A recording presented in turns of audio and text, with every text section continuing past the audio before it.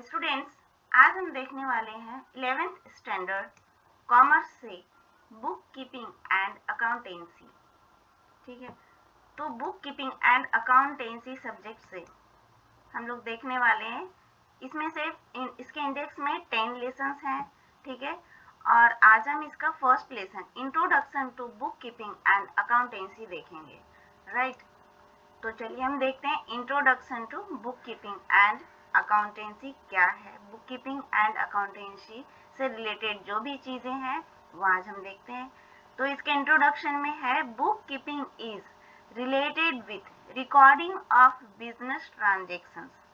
Business enterprises and other organizations deal in activities which involves exchange of money or money's worth. ठीक है, तो book keeping का मतलब होता है बिजनेस से रिलेटेड जो भी ट्रांजेक्शन्स हैं उसको एक नोटबुक में रिकॉर्ड करना। राइट, क्योंकि अगर छोटे बिजनेस हैं जैसे कि सब्जी बेचने वाला हो गया, ठीक है, या फिर जो वेंडर्स होते हैं, तो वो छोटे छोटे ट्रांजेक्शन्स तो चलो माइंड पे रख लेंगे, लेकिन अगर बड़े बिजनेसमैन हैं, ठीक है, जैसे कोई कंपनी है, स्कूल है, बैंक है, ठीक है, तो उनके जो भी डेली बेसिस के ट्रांजेक्शन्स होते हैं अगर वो रिकॉर्ड करके नहीं रखते हैं तो इतना सारा ट्रांजेक्शन्स माइंड में रखना और नेक्स्ट डे फिर से उसको डील करना पॉसिबल नहीं होता है।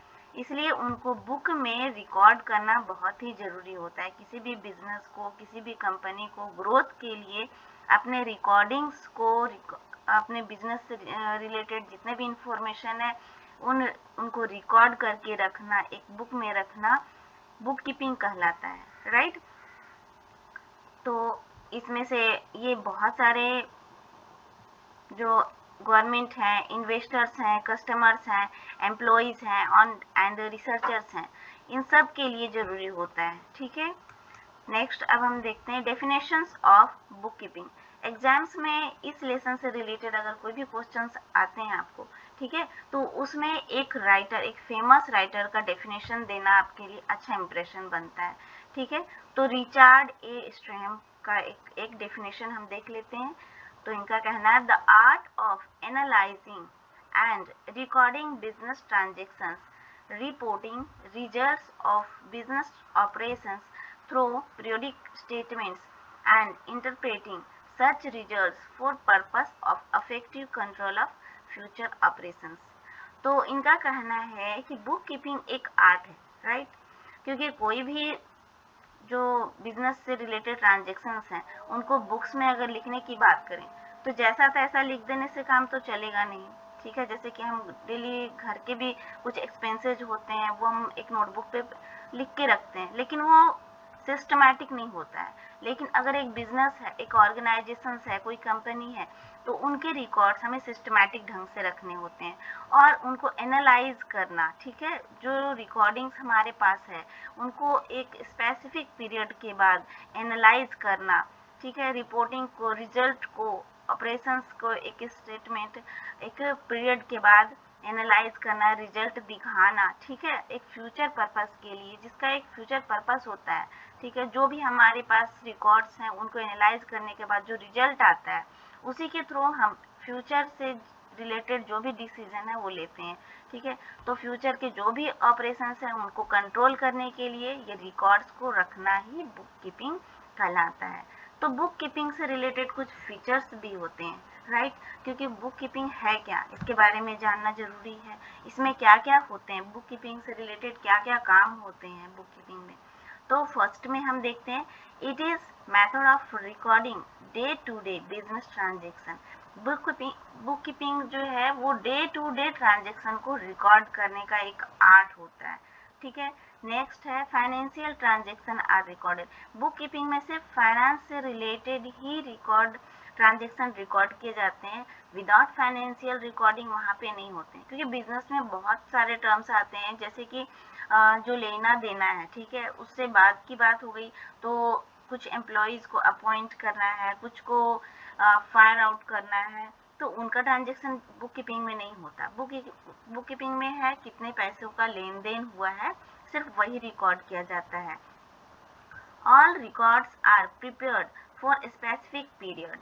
ठीक है, कुछ सारे रिकॉर्ड जो हैं वो कुछ स्पेसिफिक पीरियड के लिए ही होते हैं, जैसे कि कुछ आप बैंक में देखें 3 मंथ्स के लिए होता है, या फिर 6 मंथ्स के लिए होता है, या फिर 1 ईयर का फाइनेंशियल ईयर होता है, राइट। और उसके बाद सारे रिकॉर्ड्स जो हैं वो चेक किए जाते हैं, उनका रिजल्ट निकाला जाता है, ठीक है। तो जो भी रिकॉर्ड्स होते हैं बुक कीपिंग में स्पेसिफिक पीरियड के लिए होते हैं। Records of transactions are based on rules and regulations, right. तो जितने भी बुक कीपिंग में ट्रांजेक्शन्स होते हैं वो रूल्स एंड रेगुलेशंस के हिसाब से ही होते हैं, जैसे तैसे करके रखना बिल्कुल भी अलाउड नहीं होता है, क्योंकि बिजनेस है, छोटे मोटे बिजनेस में हो या फिर बड़े बिजनेस हो, रिकॉर्डिंग्स है मीन्स रूल्स एंड रेगुलेशंस के हिसाब से ही होने चाहिए। एंड लास्ट है, it is an art of recording business transactions scientifically. तो कोई भी काम अगर हम सिस्टमैटिक ढंग से करते हैं, साइंटिफिकली ढंग से करते हैं, तभी हमारा बिजनेस सक्सेसफुल होता है। नेक्स्ट हम देखते हैं, the importance of book keeping is as follows, right. तो बुक कीपिंग इम्पोर्टेंट क्यों है, तो चलिए हम देखते हैं। फर्स्ट में है रिकॉर्ड्स, ठीक है। तो जितने भी बिजनेस से रिलेटेड लेन देन है, पेमेंट है और रिसिप्ट्स है, उनको रिकॉर्ड करना, बुक में सिस्टमैटिक ढंग से रिकॉर्ड करना ही रिकॉर्ड कहलाता है, बुक में मेंटेन करना ही रिकॉर्ड कहलाता है। नेक्स्ट है financial information. Financial information, finance में हमारा लॉस हो रहा है, प्रॉफिट हो रहा है, ये कैसे मालूम पड़ेगा, हमारे रिकॉर्ड से मालूम पड़ेगा, राइट। कितना लिएबिलिटीज है, कितना असेट्स है, कितना इन्वेस्टमेंट है, स्टॉक्स कितने हैं, कितने क्रेडिटर्स हैं, प्रॉफिट एंड लॉस क्या है, ये सब का इंफॉर्मेशन कहाँ से मिलता है, तो बुक कीपिंग में जो भी इंफॉर्मेशन होते हैं उसी से मिलता है। नेक्स्ट है डिसीजन मेकिंग। हमारे रिकॉर्ड्स हमको डिसीजन मेकिंग में बहुत ही हेल्प करते हैं, क्योंकि हम अपने रिकॉर्ड्स को देख के ही ये डिसीजन ले पाते हैं कि बिजनेस में क्या इम्प्रूवमेंट करना है, हमारा प्रॉफिट हो रहा है तो उसमें क्या इम्प्रूवमेंट करना है, अगर लॉस हो रहा है तो बिजनेस को कंट्रोल कैसे करना है। ये सारे डिसीजंस हम बुक कीपिंग में रिकॉर्ड्स को देख के ही कर पाते हैं। कंट्रोलिंग, तो बिजनेस को कंट्रोल कर पाना, ठीक है, एक लेवल पे, एक ग्रोथ लेवल पे कंट्रोल कर पाने के लिए, बिजनेस की हर एक्टिविटी को कंट्रोल करने के लिए, ज़्यादा लॉस ना हो जाए, हमारा प्रॉफिट अच्छे लेवल पे रहे, ये सब कंट्रोल करने के लिए बुक कीपिंग के रिकॉर्ड्स बहुत ही हेल्पफुल होते हैं। एविडेंस, अगर कोर्ट का में कुछ इश्यू वगैरह हो गया, ठीक है, अगर किसी ने, अगर थर्ड पर्सन ने हमसे कुछ गुड्स खरीदे हैं, ठीक है, और कुछ टाइम बाद पेमेंट क्रेडिट पे है, ठीक है, और कुछ टाइम बाद अगर उसने डिनाई कर दिया कि मैंने गुड्स नहीं खरीदे हैं, तो आपके पास एविडेंस होने चाहिए। कोर्ट में जो भी इश्यू होते हैं उसके लिए आपके पास एविडेंस होने चाहिए, और एविडेंस रिकॉर्ड के थ्रू ही आपको मिल सकता है। और टैक्स लिएबिलिटी, तो गवर्नमेंट के रूल्स के हिसाब से सबको टैक्स पेड करना पड़ता है, राइट। तो टैक्स पेड करने के लिए आपके पास रिकॉर्ड्स होने चाहिए, रिसिप्ट्स के एंड पेमेंट्स के सारे रिकॉर्ड्स होने चाहिए, आपके प्रॉफिट एंड लॉस के रिकॉर्ड्स होने चाहिए, तभी आप गवर्नमेंट से रिलेटेड जितने भी रूल्स हैं उनको फॉलो कर पाएंगे। नेक्स्ट है utility of book keeping. Book keeping किस किस के लिए यूजफुल है, तो सबसे पहले ऑनर्स के लिए, जिसने बिजनेस स्टार्ट किया है, राइट, उसके लिए तो बुक कीपिंग बहुत ही जरूरी है, क्योंकि ऑनर्स को ये पता होना चाहिए कि उसके असेट्स ज़्यादा हैं, लिएबिलिटी कम है। अगर ऐसा हो गया कि असेट्स कम हो रहे हैं, लिएबिलिटीज उसके बढ़ रहे हैं, तो फिर तो बिजनेस लॉस में चला जाएगा, और इसकी जानकारी ऑनर्स को होना बहुत ज़रूरी है, नहीं तो बिजनेस डूब जाएगा। इसके लिए बुक कीपिंग ऑनर्स के लिए बहुत ही ज़रूरी है। मैनेजमेंट, जो मैनेजमेंट होता है बिजनेस का, ठीक है, तो सारे डिसीजंस मैनेजमेंट के हाथ में होता है। बिजनेस को कंट्रोल करना, बिजनेस के ग्रोथ से रिलेटेड हो गया, बिजनेस के फ्यूचर से जितने भी रिलेटेड प्लान्स वगैरह बनाने होते हैं, वो सब मैनेजमेंट के हाथ में होता है। तो इसके लिए बुक कीपिंग बहुत ही ज़रूरी हो जाता है। इन्वेस्टर्स, अगर कोई बाहर से इन्वेस्टर्स आपके कंपनी में इन्वेस्ट कर रहे हैं, तो उनके लिए रिकॉर्ड्स को दिखाना बहुत ज़रूरी होता है, क्योंकि कोई भी इन्वेस्टर्स आपके बिजनेस के ग्रोथ लेवल को देखकर ही बिजनेस में इन्वेस्ट करता है। इसके लिए इन्वेस्टर्स के लिए बुक कीपिंग बहुत ज़रूरी हो जाता है। कस्टमर्स आपके रिकॉर्ड्स को देखते हैं, अगर अच्छी कंपनी है, कंपनी ग्रोथ लेवल पे है, उसका फाइनेंस अच्छा दिख रहा है, ठीक है, तो ही कस्टमर्स आपके पास गुड्स की सप्लाई करने के लिए आते हैं। ठीक है। तो इसके लिए कस्टमर्स के लिए भी बुक कीपिंग बहुत ही ज़रूरी है। गवर्नमेंट के रूल्स के लिए जितने भी रूल्स हैं, टैक्सेशंस वगैरह के जो भी रूल्स हैं, उसको फॉलो करने के लिए रिकॉर्ड्स होने बहुत ज़रूरी है, बुक कीपिंग बहुत ज़रूरी है। लेंडर्स, जो मनी लेंडर्स होते हैं, जो फाइनेंस आपको प्रोवाइड कर रहे हैं, लेंड प्रोवाइड कर रहे हैं, ठीक है, उनके लिए भी बुक कीपिंग बहुत ज़रूरी है, क्योंकि वो रिकॉर्ड्स देखते हैं और फिर आपका डिसीजन लेते हैं मनी लेंड करने के लिए, ठीक है। डेवलपमेंट, तो बिजनेस के डेवलपमेंट के लिए तो बुक कीपिंग बहुत ही ज़रूरी है, क्योंकि जब तक रिकॉर्डिंग्स नहीं होंगे, बिजनेस क्या फीचर्स, बिजनेस किस लेवल पे ग्रोथ कर रहा है, ये आपको पता नहीं चलेगा और डेवलपमेंट नहीं हो पाएगा। इसलिए रिकॉर्ड्स होना बहुत ज़रूरी है। बुक कीपिंग में रिकॉर्ड्स होंगे तभी डेवलपमेंट हो पाएगा। नेक्स्ट हम देखते हैं differences of book keeping and accountancy. Accountancy, ठीक है, बुक कीपिंग क्या है, बुक्स में रिकॉर्ड करना, और अकाउंटेंसी क्या है, जो रिकॉर्डेड थिंग्स हैं, ठीक है, जो भी रिकॉर्डेड ट्रांजेक्शन्स हैं उनको एनालाइज करना और एक रिजल्ट तैयार करना, ठीक है। फाइनेंशियल ईयर में रिजल्ट तैयार करना अकाउंटेंसी होता है, राइट। तो इसमें बहुत सारे जो बुक कीपिंग है, तो कुछ इसमें पॉइंट्स दिए गए हैं, ठीक है, मैं शॉर्ट में आपको एक्सप्लेन कर देती हूँ। स्टेजेस हो गए, तो बुक कीपिंग जो है वो फर्स्ट स्टेज होता है, ठीक है। डे बाय डे जो भी रिकॉर्डिंग्स हो रहे हैं उनको बुक में मेंटेन कर पाना, ठीक है, ये बुक कीपिंग हो गई। और ये प्राइमरी स्टेज हो गया, जो भी रिकॉर्ड्स हैं उसको एनालाइज वगैरह करना, ठीक है, ये अकाउंटेंसी में आता है, मतलब ये सेकेंडरी स्टेज आ गया, राइट। और ऑब्जेक्टिव्स, जो बुक कीपिंग तो ग्रोथ लेवल के लिए और रिकॉर्ड फाइनेंशियल ईयर में जो भी ट्रांजेक्शन्स, फाइनेंशियल ईयर का जो भी ट्रांजेक्शन है उसको रिकॉर्ड करके एनालाइज करने के लिए इसका मेन ऑब्जेक्टिव हो जाता है, ठीक है।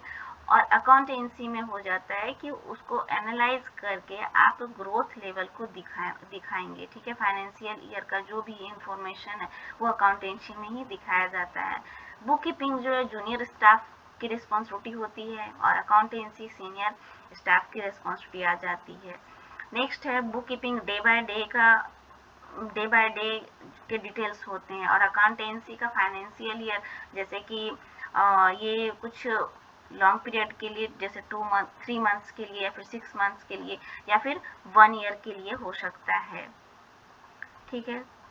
अब हम नेक्स्ट देख लेते हैं बेसिस ऑफ अकाउंटिंग। अकाउंटिंग का बेसिस क्या है, तो मेनली 3 बेसिस पे अकाउंटिंग किया जाता है, कैश बेसिस, एक्रुअल बेसिस और mixed basis.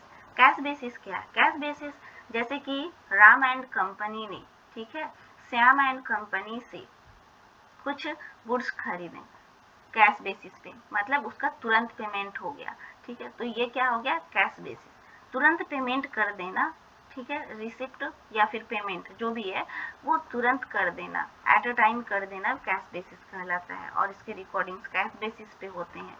Accrual basis means हो गया अगर पेमेंट एंड रिसिप्ट जो है वो क्रेडिट पे हुआ है, ठीक है, मतलब गुड्स तो अभी रिसिप्ट हो गए हैं या फिर गुड्स सेल भी हो चुका है, ठीक है, लेकिन पेमेंट अभी आया नहीं है, फिर पेमेंट अभी पेड नहीं किया गया है, तो ये एक्रुअल बेसिस पे इसका रिकॉर्ड एक्रुअल बेसिस पे होता है।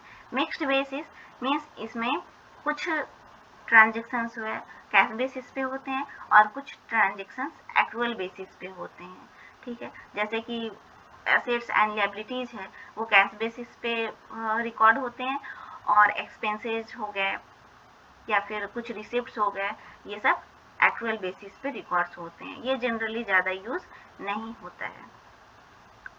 नेक्स्ट हम देखते हैं टाइप्स ऑफ ट्रांजेक्शन्स।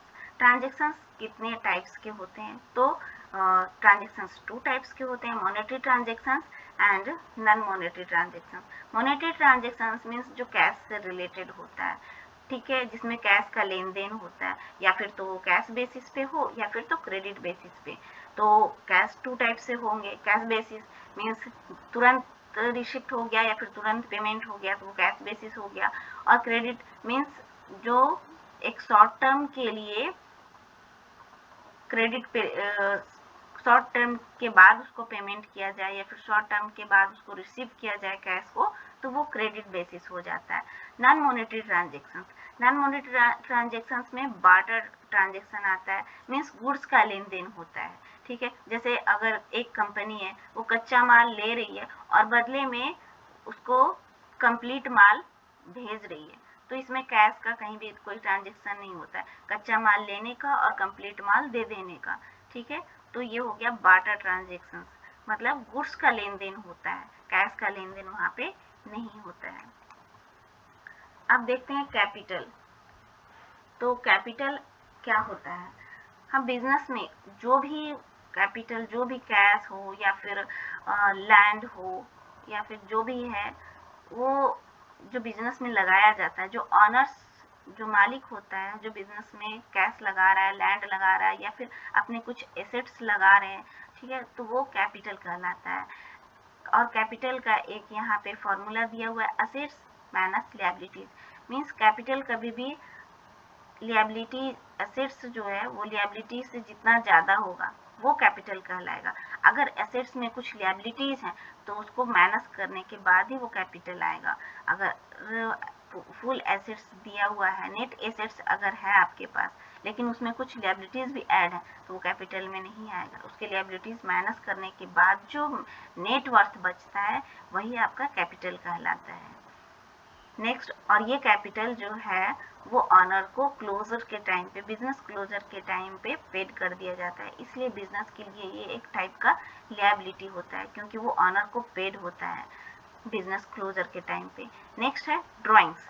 कुछ ऐसे ड्राइंग्स मीन्स विथड्रॉल्स, ड्राइंग्स मीन्स विथड्रॉल्स, जैसे कुछ ऐसे ड्राइंग्स भी होते हैं ऑनर के तरफ से जो बिजनेस में होते हैं, लेकिन वो पर्सनल यूज के लिए होते हैं, वो बिजनेस के लिए नहीं होते हैं। जो बिजनेस के लिए होता है वो तो एक्सपेंसेस में आ जाता है, ठीक है। लेकिन जो कुछ ड्राइंग्स ऑनर्स की तरफ से पर्सनल यूज के लिए किया जाता है, जैसे कि proprietors page college fees of his son, page for his medical expenses, mobile bills, ये सब क्या है, पर्सनल यूज के लिए यूज किया हुआ है, ठीक है। तो ये सबको ड्राइंग्स में डाल दिया जाता है। नेक्स्ट आता है debtors, creditors and bad debts. तो हम देखते हैं डेटर्स क्या होता है, ठीक है। बिजनेस में कभी कभी हम क्या होता है कि क्रेडिट बेसिस पे एक पर्सन को गुड्स सेल कर दिए, ठीक है, लेकिन उस पर्सन ने कुछ टाइम पीरियड लिया है पेड करने के लिए पैसे, ठीक है, तो उस पर्सन को बिजनेस में डेटर्स के नाम से ट्रीट किया जाता है, ठीक है। जैसे राम एंड कंपनी ने श्याम एंड कंपनी को गुड्स बेच दिया, लेकिन श्याम एंड कंपनी ने 1 मंथ का टाइम पीरियड लिया है उसको पेड करने के लिए, तो श्याम एंड कंपनी को क्या ट्रीट किया जाएगा, राम एंड कंपनी के बुक में वो डेटर्स के नाम से ट्रीट किया जाएगा। ठीक उसी तरह क्रेडिटर्स आता है, ठीक है। जैसे राम एंड कंपनी ने सोहम एंड कंपनी से कुछ गुड्स खरीदे हैं, ठीक है, और राम एंड कंपनी ने कुछ टाइम पीरियड लिया उसको पेड करने के लिए, तो राम एंड कंपनी के बुक में सोहन एंड कंपनी क्रेडिटर के नाम से ट्रीट किया जाएगा, क्योंकि ट्रांजेक्शन्स रिकॉर्ड्स तो होने ही होने हैं, तो रिकॉर्ड्स में वो creditors, Sohan and company creditors के नाम से ट्रीट किया जाएगा। बैड डेब्ट्स क्या है? अब बिजनेस में कभी कभी ऐसा भी होता है कि जो हमारे डेटर्स होते हैं, जो देनदार होते हैं, वो कभी कभी या फिर तो उनका डेथ हो गया या फिर वो इंसॉल्वेंट हो गए, राइट, कोर्ट ने उनको इंसॉल्वेंट ट्रीट कर दिया, तो फिर वो पैसा हमारा डूब जाता है। तो जो पैसे हमारे डेटर से आने वाले होते हैं और फ्यूचर में अगर वो डूब गए तो वो बैड डेब्ट्स कहलाते हैं, क्योंकि वो अब गेन नहीं हो सकता है, तो वो लॉस में चला जाता है। अब देखते हैं कुछ डिस्काउंट दिए जाते हैं बिजनेस में, हम कस्टमर को अट्रैक्ट करने के लिए कुछ डिस्काउंट देते हैं। तो डिस्काउंट 2 टाइप्स के होते हैं, trade discount and cash discount. Her customer जब किसी बिजनेस में जब कोई कभी गुड्स खरीदने के लिए जाता है, ठीक है, तो डिस्काउंट चाहता ही जाता है, राइट। अगर डिस्काउंट बिजनेस में मिल रहा है तो वहाँ पे कस्टमर ज़्यादा अट्रैक्ट होते हैं। तो कंपनी को अच्छे ढंग से चलाने के लिए और कस्टमर्स को अट्रैक्ट करने के लिए 2 टाइप्स के डिस्काउंट दिए जाते हैं, trade discount and cash discount. तो ट्रेड डिस्काउंट क्या है? ट्रेड डिस्काउंट जिस टाइम पे गुड्स खरीदा या बेचा जाता है, ठीक है, एट अ टाइम अगर कोई डिस्काउंट दिया जा रहा है तो वो ट्रेड डिस्काउंट होता है। और ये ट्रेड डिस्काउंट ना सेलर के बुक में रिकॉर्ड किया जाता है और ना ही परचेजर के बुक में रिकॉर्ड किया जाता है, क्योंकि वो ट्रेड डिस्काउंट होता है, वो किसी का नुकसान किसी का फायदा नहीं होता है। एट अ टाइम बिजनेस के परचेज एंड सेल के टाइम पे ही ये डिस्काउंट दिया जाता है और वो लिस्ट प्राइस पे, कैटलॉग प्राइस या फिर लिस्ट प्राइस, ठीक है, लिस्ट प्राइस पे ही ये डिस्काउंट दिया जाता है। नेक्स्ट है कैश डिस्काउंट। कैश डिस्काउंट आपको कैश पेमेंट के टाइम पे दिया जाता है और ये डिस्काउंट ट्रेड डिस्काउंट के बाद आता है।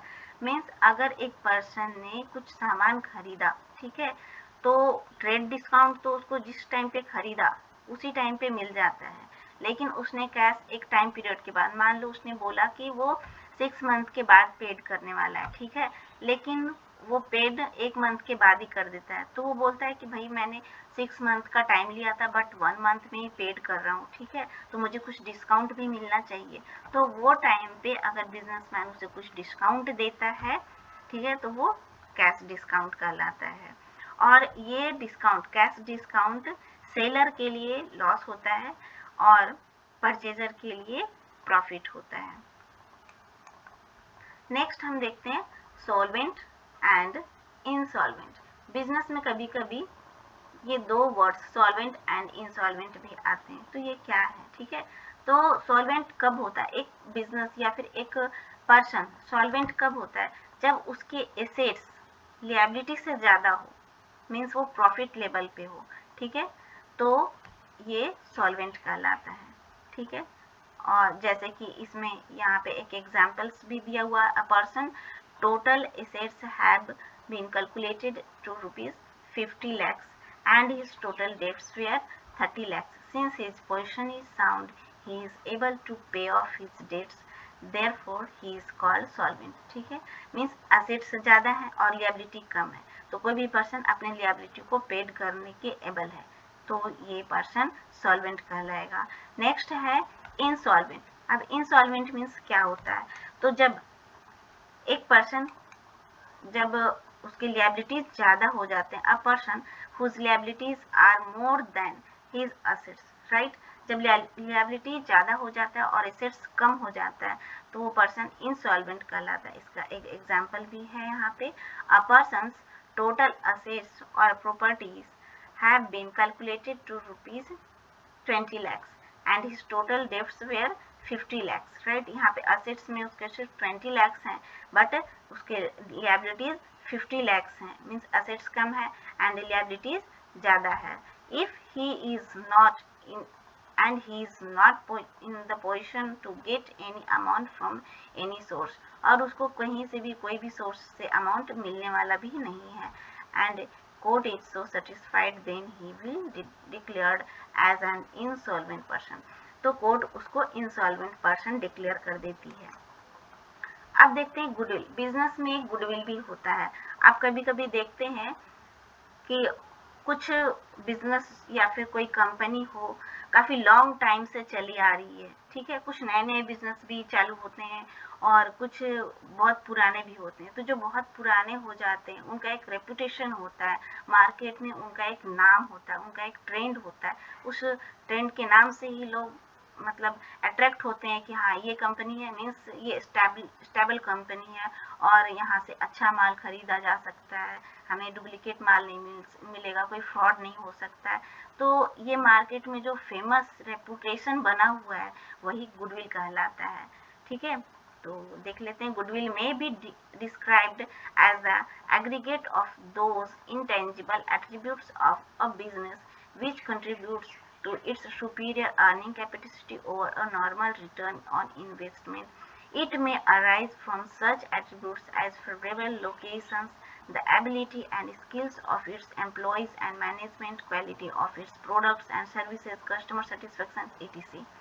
राइट, मतलब गुडविल जो है उसमें बहुत लॉन्ग टर्म से चला आ रहा होता है, ऐसे बिजनेस जो बहुत लॉन्ग टर्म से कस्टमर्स की सर्विस, कस्टमर को सर्विस दे रहे हैं, कस्टमर को सेटिस्फैक्शन दे रहे हैं, उनका एक रेपुटेशन बन जाता है मार्केट में, ठीक है। और वो इंटेंजिबल, ये गुडविल जो है इंटेंजिबल चीज़ है, मीन्स गुडविल को छुआ नहीं जा सकता, वो एक फीलिंग्स है, कस्टमर की सेटिस्फैक्शन को छुआ नहीं जा सकता है, वो एक फीलिंग्स होती है, ठीक है। तो उसी तरह गुडविल जो है एक रेपुटेशन, मार्केट में जो रेपुटेशन बना होता है बिजनेस का, वही गुडविल कहलाता है।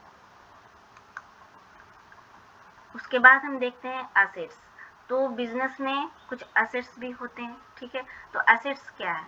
तो ऐसे फिजिकल एसेट्स, सबसे पहला एसेट जो है वो ऑनर का राइट होता है। ऑनर जो उसमें जो भी अपने बिजनेस में लगाता है, ठीक है, वो लैंड लगा रहा है, पेटेंट लगा रहा है, कंप्यूटर लगा रहा है, ठीक है, या फिर पैसे लगा रहा है, गुडविल्स लगा रहा है, जो भी लगा रहा है, ठीक है, वो ऑनर्स के हिस्से में होता है और वो उसका एसेट्स कहलाता है। तो कुछ तो एसेट्स जो है वो 3 टाइप्स के होते हैं, fixed assets, current assets and fictitious assets. तो फिक्स्ड एसेट्स में क्या होते हैं? फिक्स्ड एसेट्स मीन्स लैंड हो गया, मशीनरी हो गया, गुडविल हो गया, जो लॉन्ग टर्म प्रॉफिट के लिए होते हैं। लैंड एंड बिल्डिंग्स हो गए, ये लॉन्ग टर्म प्रॉफिट के लिए होते हैं, राइट। तो ये फिक्स्ड एसेट्स कहलाते हैं। ये हमेशा रेगुलर चेंज नहीं हो सकते, लॉन्ग टर्म के लिए होते हैं ये, ठीक है। करेंट एसेट्स, करेंट एसेट्स में जो शॉर्ट टर्म के लिए होते हैं, जैसे डेटर्स, जो हमारे देनदार हैं, कुछ टाइम पीरियड के बाद पेड करने वाले हैं, वो हमारे बिजनेस के लिए प्रॉफिट है, कैश आने वाला है, तो ये भी क्या हमारा हो गया? एसेट्स हो गया। बिल रिसीवेबल है, बिल से जो हमारा रिसीव होने वाला है। कैश इन हैंड है, कुछ पैसे हमारे हाथ में जरूर होते हैं, ठीक है। कैश एट बैंक, कुछ पैसे बैंक में हम सेव करके रखते हैं। स्टॉक्स हो गए, ठीक है, ये सब शॉर्ट पीरियड के लिए हमारे एसेट्स होते हैं। फिक्टिशियस एसेट्स, कुछ ऐसे एसेट्स होते हैं जो इमेजिनरी होते हैं, मतलब दिखते हैं कि एसेट्स हैं, बट वो होते एक्चुअली एक्सपेंसेस है। मीन्स वो काफ़ी लॉन्ग टाइम के लिए होते हैं, वो जो तुरंत प्रॉफिट नहीं देते हैं, लॉन्ग टर्म के बाद ही प्रॉफिट देते हैं। जैसे कि एडवर्टाइजमेंट के लिए अगर हम एक्सपेंसेस कर रहे हैं, तो ऐसे तो वो जनरली दिख रहा है कि एक्सपेंसेस है, बट एडवर्टाइजमेंट हमारे बिजनेस के लिए या कंपनी के लिए बहुत ज़रूरी होता है। एडवर्टाइजमेंट करेंगे तभी कंपनी का ग्रोथ हो पाएगा, कस्टमर्स आएंगे, तो ये लॉन्ग टर्म प्रॉफिट में चला जाता है और इसीलिए इसको फिक्टिशियस एसेट्स बोलते हैं। नेक्स्ट हम देखते हैं लिएबिलिटीज। अब एसेट्स तो हमने देख लिया, लिएबिलिटीज भी होते हैं बिजनेस में, ठीक है। तो कुछ ऐसे लिएबिलिटीज होते हैं जो, जैसे कि क्रेडिटर्स हो गए, बैंक लोन हो गए, ये सब लोन वगैरह जो लिया वो क्या हमारा लिएबिलिटीज हो जाता है, ठीक है। बैंक ओवरड्राफ्ट है, आउटस्टैंडिंग एक्सपेंसेस, ऐसे एक्सपेंसेस जो हमें करने हैं। क्रेडिटर्स, जो पैसे हमें पेड करने हैं दूसरों को, ठीक है, बैंक में पेड करना है, तो ये सब क्या होगा? हमारे लोन्स हो गए, लिएबिलिटीज हो गए, हमारी रिस्पॉन्सिबिलिटी हो गई पेड करने की।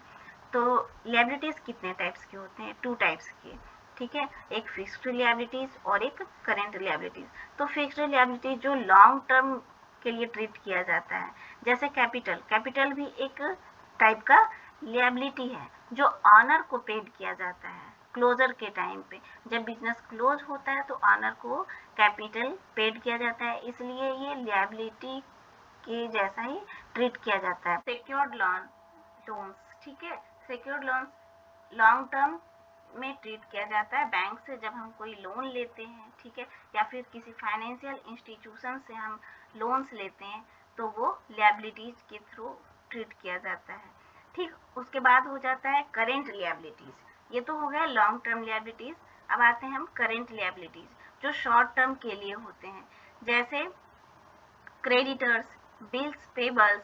क्रेडिटर्स जिनको हमें पेड करना होता है, शॉर्ट टर्म के लिए पेड करना होता है। बिल्स पेबल, कुछ ऐसे बिल्स होते हैं जिसको पे करना है, जो शॉर्ट टर्म के लिए होते हैं, 1 ईयर से कम टाइम के लिए होते हैं, payable with in a year, 1 साल के अंदर अगर पेमेंट करना है तो वो करेंट लिएबिलिटी में आते हैं।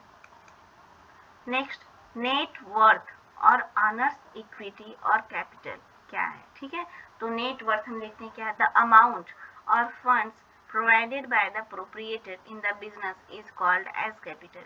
जो ऑनर होता है, जो प्रोप्रिएटर होता है बिजनेस का, ठीक है, जो भी फंड प्रोवाइड करता है, जो फिर लैंड और बिल्डिंग प्रोवाइड करता है, या फिर कंप्यूटर्स हो गए, पेटेंट्स हो गए, जो भी प्रोवाइड करता है, वो हमारा कैपिटल के अंदर आ जाता है, राइट। तो अगर कैपिटल लिएबिलिटीज एसेट्स जो भी है वो लिएबिलिटी से ज़्यादा होना चाहिए, ठीक है, तभी वो कैपिटल कहलाता है या फिर नेट वर्थ कहलाता है। तो इसके लिए एक फॉर्मूला दिया गया, net worth equal to owner's equity equal to capital. जो नेट वर्थ होता है वो ऑनर्स के हिस्से की इक्विटी होती है, शेयर्स होते हैं, और जिसे हम कैपिटल भी कहते हैं। और इसका एक फॉर्मूला है, ऑनर्स इक्विटी मीन्स कैपिटल क्या है, तो टोटल इक्विटी जो भी टोटल एसेट्स हैं उसमें से क्रेडिटर्स इक्विटी जो लिएबिलिटीज हैं वो माइनस कर देने के बाद जो भी बचेगा वो हमारा कैपिटल आ गया। Thank you.